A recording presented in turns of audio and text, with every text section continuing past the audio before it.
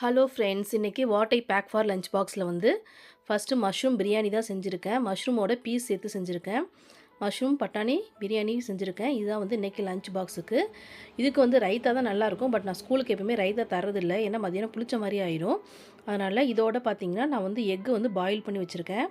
Sometimes வந்து omelette வைப்பேன். இன்றைக்கி வந்து பாயில் பண்ணதுனால இதே பாக்ஸில் அப்படியே சைடில் எடுத்து வச்சிடலாம் அப்படின்னு சொல்லிட்டு எடுத்து வச்சுட்டேன்.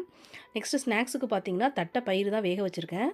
தட்டைப்பயிறு வந்து டக்குன்னு எமர்ஜென்சிக்கு கை கொடுக்கும். நம்ம எதுவும் ஊற வைக்கல அப்படின்னா இதை வந்து ஒரு 8 விசில் குக்கரில் வச்சோம் அப்படின்னா நல்லா சாஃப்டாகவே வெந்து வந்துடும்.